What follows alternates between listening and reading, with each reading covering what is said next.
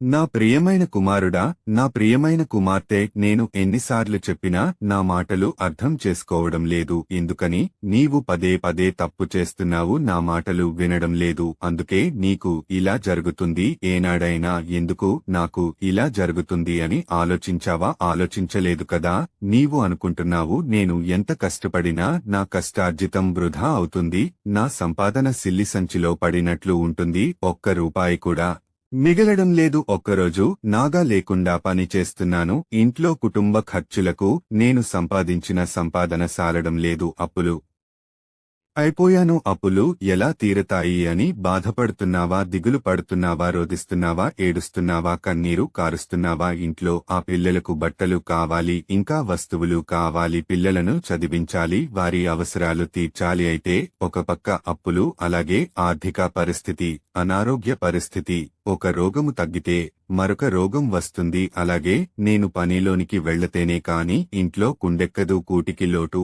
పిల్లలు అది కావాలి, ఇది కావాలి అని, తినడానికి ఏమీ లేదు అని అమ్మ నాన్న, నాకు అది పట్టికరా, నాకు ఇది పట్టికరా, తినాలని ఉంది అని పిల్లలు చెబుతున్నారు. అయినా నా చేతిలో సిల్లిగవ్వ లేకపోవడం వల్ల ఏమీ తేలేకపోతున్నాను. పిల్లల కోరికలు నెరవేర్చలేకపోతున్నాను. ఇదంతా నాకేనా? నా కుటుంబాన్ని కేనా? నేను, నా కుటుంబము అనుదినము ప్రార్థన చేసుకుంటాము, కాని బ్రతకలేము, ఉండలేము. ఉదయమున లేవగానే ప్రార్థన చేసుకుంటాము, అలాగే ఏది తిననా త్రాగినను ప్రార్థన చేసుకోకుండగా తినము. ప్రార్థన చేసుకోకుండా పవిత్రాత్మ తైలము నొసటిపైన సిలువ గుర్తు వేసుకోకుండగా ఇంటి నుండి నా భార్య కాని, నా పిల్లలు కాని, నేను కాని ఎక్కడికి వెళ్లము. ఉపవాస దినాల్లో కాని, ఆదివారం రోజు కాని ప్రార్థనకు పెందలకడనే వెళతాము. దేవుని మాట ధిక్కరించము, దేవుని మాట పెడచెవిని పెట్టము. ఇవన్నీ చేసిన నా జీవితంలో దేవుడు నా ప్రార్థన ఆలకిస్తున్నాడా లేదా? ఎందుకని ఇలా జరుగుతుంది అని బాధపడుతున్నావా? సింతిస్తున్నావా? రోధిస్తున్నావా? ఏడుస్తున్నావా? కన్నీరు కారుస్తున్నావా? బాధపడకు, సింతించకు, రోదించకు, ఏడవకు. నీ కన్నీరు ఆనంద భాష్పాలుగా మారుస్తాను. నేను ఇచ్చే అంతవరకు ఓపిక పట్టము. నాయందు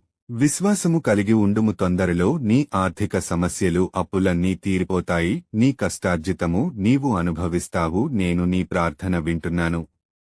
నేను నీ దేవుడను, ప్రభువుడనైన యేసయ్యను మాటిస్తున్నాను. ఆమెన్.